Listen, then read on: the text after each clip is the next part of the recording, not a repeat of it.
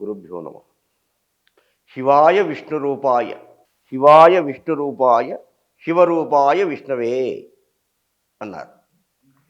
అంటే శివుడికి కేశవుడికి ఎప్పుడు కూడా భేదం చూపకూడదు. వాళ్ళిద్దరూ ఒకటే. విష్ణువు శివుడి నామాన్ని జపిస్తే శివుడు విష్ణువు నామాన్ని జపిస్తాడు. కాబట్టి వారిని వేరే రకంగా చూసే అవకాశమే లేదు. మన రెండు కళ్ళు ఎలాగో అలా అన్నమాట. రెండు కళ్ళతో చూస్తే ఒక కంటితో చూసినా అదే వస్తువు కనబడుతుంది, ఈ కంటితో చూసినా అదే వస్తువు కనబడుతుంది, రెండు కళ్ళతో చూసినా అదే వస్తువు కనబడుతుంది. అట్లా అయితే ఈ మాఘమాసంలోనే బహుళ త్రయోదశి రోజు అంటే మొదలుపెట్టి అట్లా ఒక 5 సంవత్సరాల పాటు కనుక ఎవరైనా చేయగలిగితే, లేదా కనీసం 1 సంవత్సరమైనా చేయగలిగితే చాలా పుణ్యం లభించి ప్రారబ్ధ కర్మ అంటే గతంలో చేసినటువంటి పాపరాశి ఏదైతే ఉందో అందులో నుంచి మైనస్ అవుతుంది. సబ్సిడీ ఇచ్చేస్తాడు దేవుడు. ఏమిటి మాఘ బహుళ త్రయోదశి అనేది ప్రతి నెలలో ఒక శివరాత్రి అనే కాకుండా అంటే శివరాత్రి నాడు మొదలుపెట్టి ఒక సంవత్సరం అంతా ఆచరించేటువంటి కార్యక్రమం ఇది. ఓపిక ఉన్నవాళ్ళు చేసుకోవచ్చు, లేదా కనీసం శివరాత్రి రోజైనా చేస్తే సంతోషం. ప్రతి నెల 28వ రోజు 28వ రోజు ప్రతి నెల అంటే అమావాస్యకి ఒక 2 రోజుల ముందు త్రయోదశి చతుర్థి అమావాస్య వచ్చేస్తుంది. ఈ 28వ రోజు ఎందుకు ఈ 28 అంటే చెప్తాను దాని గురించి.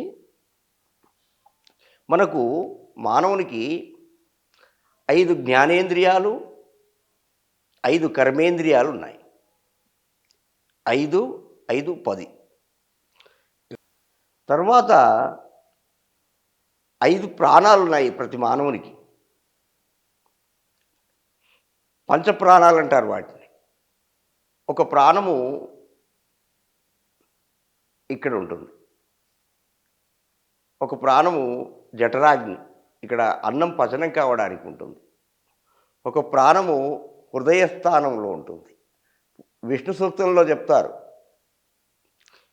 ఈ నాభి నుండి ఇక్కడి నుండి మనం కరెక్ట్గా ఇలా చూస్తేనట వడ్ల గింజ యొక్క చివర భాగం ఎంత ఉంటుందో ఆ ప్రాంతంలో ఒక జ్వాలలా మండుతూ ఉంటుందట.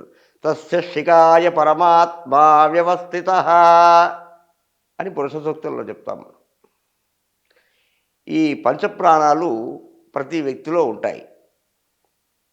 ప్రాణ, అపాన, వ్యాన, ఉదాన, సమాన అని 5 ప్రాణాలు. అందుకే పంచప్రాణాలు.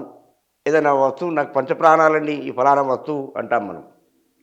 అట్లా అవి పంచప్రాణాలు. తర్వాత 5 తన్మాత్రలు ఉంటాయి. 5 తన్మాత్రలు రస, రూప, స్పర్శ. రస, రూప, స్పర్శ, గంధ. ఆ తర్వాత ఈ పంచప్రాణాల తర్వాత 5 తన్మాత్రలు ఉంటాయి. రస, రూప, స్పర్శ, గంధాదులు ఇట్లాంటివి. ఆ తర్వాత ఉండేటి ఏమిటంటే మనస్సు, బుద్ధి, చిత్తము, అహంకారం. జ్ఞానేంద్రియాలు, కర్మేంద్రియాలు 5, 5, 10.